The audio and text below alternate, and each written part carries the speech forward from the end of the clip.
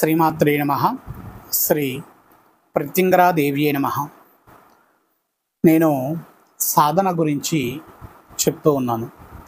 గత 2 వీడియోలో గురువుగారు ఉపదేశించినటువంటి విధానము గురించి చెప్పాను. గురువుగారు నాకు మంత్రాన్ని ఉపదేశించారు. ఏ మంత్రము అని అంటే గణపతి కృత్య ప్రత్యంగరీ మంత్రముతో ఉండేటటువంటి సాధనని నిర్వహించమని చెప్పాడు. గణపతి కృత్య ప్రత్యంగరీ సాధన నిర్వహించడానికి నేను సిద్ధమవుతానని చెప్పి గురువుగారికి పాదాభివందనాలు చేసుకొని లేచాను. లేచిన తర్వాత గురువుగారు ఇక్కడ ఒక విశేషమైనటువంటి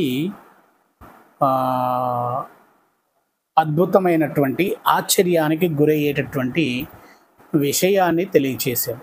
ఆ విషయం నేను విన్నాక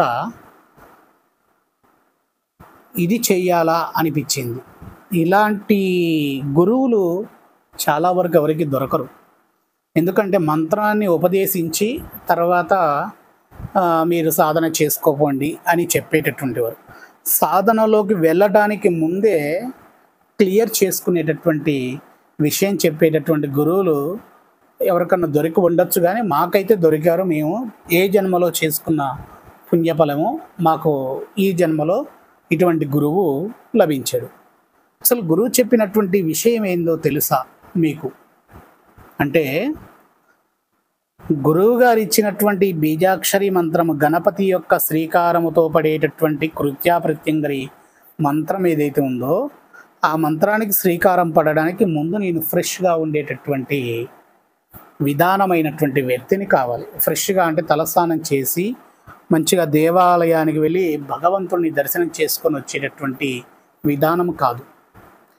నీవు చేసినటువంటి నీ తప్పులు నీ మనస్సాక్షికి చెప్పుకొని నీవు నీ అంతలా నువ్వు ప్రాయశ్చిత్తం చేసుకోగలిగేటటువంటి స్థితి కలిగి ఉంటేనే నువ్వు సాధనలో ముందుకు వెళ్ళగలుగుతావు అని చెప్పిండు. మళ్ళీ ఆశ్చర్యం, ఇది ఎలా చేయాలి, ఇది ఎలా సాధ్యమవుతుంది అనేటటువంటి ఆలోచన నాలో కలిగింది. గురువుగారిని అడిగాను, గురువుగారు నేను తప్పులు చేశాను, కానీ ఆ తప్పుల యొక్క కర్మఫలం అనేది అనుభవించాను, కానీ కర్మ ప్రక్షాళన అనేటటువంటిది ఎలా జరుగుతుంది? సాధన చేయడానికి ముందు మీరు ఇది చేయమంటున్నారు. ఒకవేళ నేను సాధన చేస్తే సాధన శక్తి పొందలేవనా గురువుగారు అంటే పొందుతావు అన్నాడు. కానీ అది పొందే విధానం ఎలా ఉంటుందో తెలుసా నీకు అన్నాడు.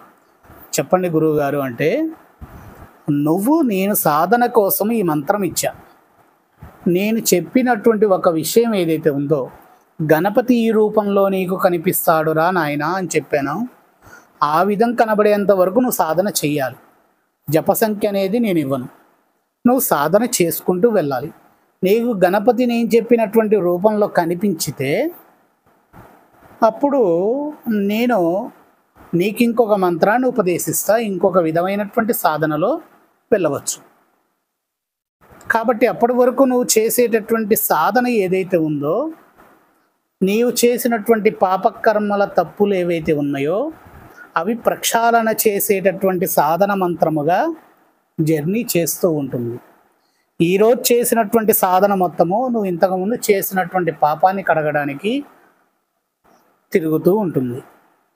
ఎంత నువ్వు చేయగలిగితే, ఎన్ని పాపాలు చేయగలిగి ఉంటే అంత ప్రక్షాళన చేసేటటువంటి ప్రక్రియ జరుగుతుంది. నీకు ఈ లోపల సంవత్సరం గడిచిపోవచ్చు, 2 సంవత్సరాలు గడిచిపోవచ్చు, 3 సంవత్సరాలు గడిచిపోవచ్చు, 4 సంవత్సరాలైనా గడిచిపోవచ్చు. నేను చెప్పినటువంటి గణపతి నీకు కనిపించడు. ఆ గణపతి కనిపించినప్పుడు నీకేమనిపిస్తుంది అని అంటే, ఈ మంత్రం అసలు సరైందా కాదా అనిపిస్తుంది. ఈ మంత్రం సరైందా కాదా అనిపించినప్పుడు మళ్ళీ నువ్వు ఇంకొక మంత్రం కోసం ఇంకొక గురువుని ఎత్తుక్కోవాల్సి వస్తుంది. కాబట్టి ఇవేవి ఉండకుండా ఉండటానికి నేను ముందే నీకు తెలియచేస్తున్నాను. నీవు ఎప్పుడైతే నా శిష్యుడిగా నా దగ్గరికి వచ్చావో, నీ యొక్క శిక్షణా విధానములో నిన్ను తయారు చేసేటటువంటి, నిన్ను సానపెట్టేటటువంటి విషయంలో పూర్తిగా నీకు అర్థమయ్యేటటువంటి వివరాలు నేను తెలియచేస్తాను ఆయన. కాబట్టి నేను చెప్పేటటువంటి విషయాన్ని నువ్వు గమనించుకో. సాధన అనగానే మంత్రం ఉపదేశం తీసుకున్నాము చేశామనేటటువంటి విధానము కాదు. చేసిన ఫలితం అందుతుంది. ఇంతకుముందు నువ్వు చేసినటువంటి తప్పు ఒప్పులు ఏవైతే ఉన్నాయో వాటన్నిటినీ ఫ్రెష్ చేస్తూ నీకు మంచి పాజిటివ్ శక్తి, మంచి బాలుడిగా తయారు చేయడానికి సమయం ఎక్కువగా తీసుకుంటుంది.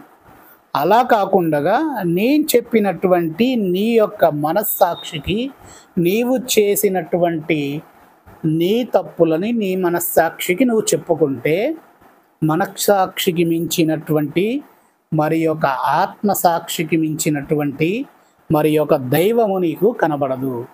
నీకు అంటూ ఒక ప్రాణం ఉంది. ఆ ప్రాణం ద్వారే నువ్వు సమాజంలో తిరగగలుగుతున్నావు, ఉండగలుగుతున్నావు, మాట్లాడగలుగుతున్నావు, సంపాదించగలుగుతున్నావు, నివసించగలుగుతున్నావు.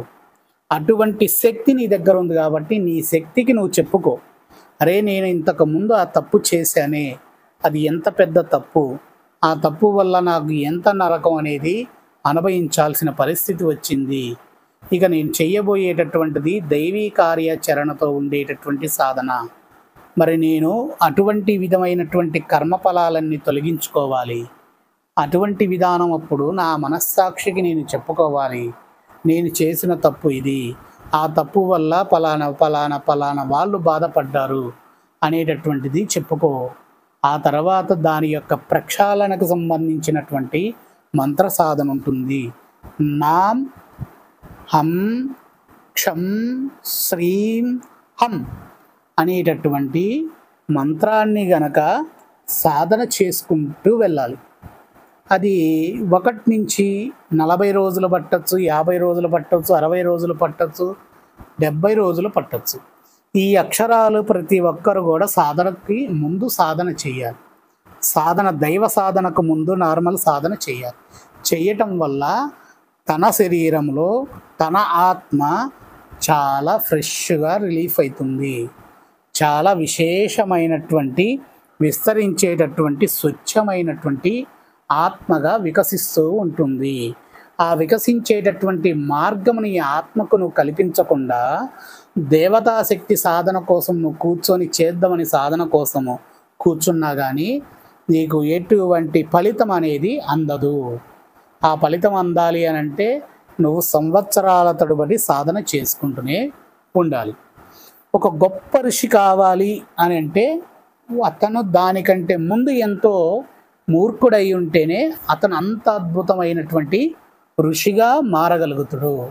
మన ఋషుల్లో చాలామంది కూడా వేరొక విధమైనటువంటి స్థానము నుంచి వచ్చినటువంటి వారే, అది గుర్తు పెట్టుకో అని చెప్పాడు గురువుగారు. ఇంత అద్భుతమైనటువంటి అర్థాన్ని తెలియచేసినటువంటి మీరు, నాకు ఇంకొక గురువు ఏముంది గురువుగారు, మీ యొక్క నామస్మరణతోనే నేను సాధన చేసుకుంటా అంటే లేదు అన్నాడు. నేను చెప్పిన ఇందాక అక్షరాలు ఏవైతే ఉన్నాయో ఆ అక్షరాలని నువ్వు ప్రతిరోజు సాధన చేసుకో. దీనికి వీలైనంత వరకు సమయం దొరికినప్పుడు చేసుకునేటటువంటి విధానం ఇది. నీలో నీకు ఉన్నటువంటి నీ ఆత్మని నీకు బయటికి తీసి స్వచ్ఛమైనటువంటి ఆత్మగా చూపించేటటువంటి ప్రక్రియ ఇది చెయ్యి అని చెప్పన్నాడు. అప్పుడు మొదలైంది నాకు 1వ రోజు నుండి 26, 27, 28 రోజుల వరకు నాకు ఇదే సాధన విధానం చేయడం జరిగింది. నేను బాగా గుర్తుంది నాకు 8వ రోజు మధ్యాహ్న సమయం 3-4 సమయంలో పడుకున్నా. మధ్యాహ్న సమయంలో పడుకున్నా. రాత్రి సాధన చేశాను, మధ్యాహ్న సమయంలో పడుకున్నాను. పడుకున్నప్పుడు తెలియనటువంటి ఒక అలజడి నాలో జరిగింది. ఏంటి అని అంటే నేను అప్పటికి కొన్ని విధమైనటువంటి చేసినటువంటి తప్పులు ఏమన్నా ఉంటే అవి చెప్పుకుంటూ రోజు సాధన చేస్తూ ఉన్నాను.